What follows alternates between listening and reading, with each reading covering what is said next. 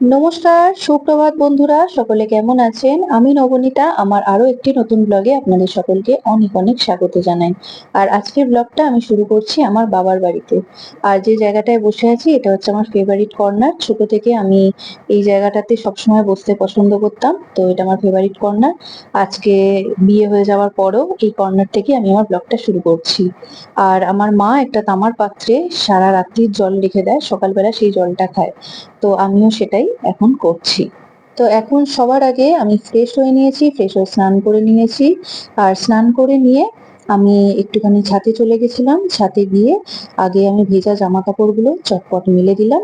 আর মেলে দিয়ে তারপরে আমার মায়ের সুন্দর সাজানো গোছানো একটা ছোট্ট ছাদ বাগান থেকে আমি বেশ কিছু ফুল তুলে নিয়েছি। আর ফুল তুলে নিয়ে আমি একটুখানি পুজো করে নিয়েছি।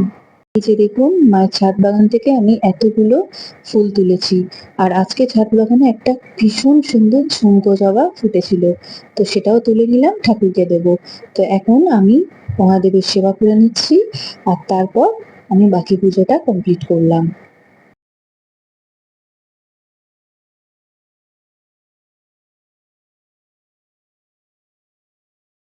এখন বন্ধুরা বাড়িতে এসে গেছি, আর বাড়িতে এসে আমি ঝটপট করে সবজি কেটে নিচ্ছি। কারণ আজকে আমরা সবাই মিলে গুরু ভাইদের সাথে শ্রাবণ মাসে যে জলযাত্রীরা যান তাদেরকে একটুখানি সেবা করব। তো তার জন্যই খুব চটপট করে রান্না করে নিচ্ছি। তো সোম আমাকে বলল যে বেশি কিছু করতে যেও না, একটা চটপট করে তোমার হাতে চাউমিনের রেসিপিটা তুমি বানিয়ে নাও। তো ওটাই আমরা চটপট করে ডিনার করে বেরিয়ে যাব। আর গিয়ে আমাদের গুরু ভাইদের সাথে একটুখানি হাতে হাত লাগিয়ে মানুষদেরকে সেবা করব। তো যেমন বলা তেমন কাজ, চটপট করে রান্না করে খাওয়া দাওয়া সেরে আমরা চলে গেছিলাম আমাদের গুরু ভাইদের সাথে হাতে হাত মিলিয়ে একটু মানুষের সেবা করতে। তো বন্ধুরা এখন আমরা এসে গেছি। আর এই যে ব্র্যান্ডটি আপনারা স্ক্রিনে এখন দেখতে পাচ্ছেন, আমাদের গুরু ভাইরা এই ব্র্যান্ডের ওয়াটার ব্যালুন বিভিন্ন জায়গায় সাপ্লাই করে থাকেন। তো তার জন্যই আজকে তারা একটি ছোট্ট জলছত্র করেছিল তারকেশ্বর যাত্রীদের জন্য। আর ওই জলটি ব্যবহার করে তার সাথে একটুখানি রসনা পাউডার অ্যাড করে তারা সেবা দান করছিল। আর তার মাঝখানে আমি এরকম ছোট্ট ছোট্ট আইডলগুলোর ক্লিপ নিয়ে নিয়েছি। তো আপনারা পরপর এই আইডলগুলো দেখতে থাকুন। প্রত্যেকটি আইডল এতটাই সুন্দর যে প্রত্যেকটাই দেখতে একদম মনোমুগ্ধকর লাগছিল।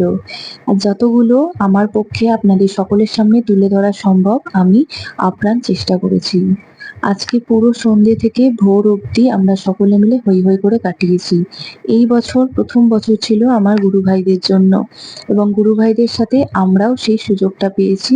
তার জন্য সাত্তকীদা আর অয়নদাকে অনেক অনেক থ্যাঙ্কস, যে ওরা আমাদেরকেও এই মুহূর্তে সামিল করেছে। তো আপনাদের আশীর্বাদটা একান্তই কাম্য। ওদের সাথে সাথে আমরাও যেন প্রত্যেক বছর এইভাবে মানুষের সেবা করতে পারি। আর আপনাদের আশীর্বাদ এবং প্রার্থনা একান্তই কাম্য। ব্লগগুলো কেমন লাগছে অবশ্যই জানাবেন। এটা হচ্ছে শ্রীরামপুরের একটি বিশেষ মুহূর্ত আপনাদের সকলের সাথে তুলে ধরার চেষ্টা করলাম। তো আজকের মতন ব্লগটি এতটুকুই। খুব তাড়াতাড়ি আবার সকলের সাথে দেখা হচ্ছে। ততক্ষণ সবাই ভালো থাকবেন, সুস্থ থাকবেন। আজকের মতন টাটা।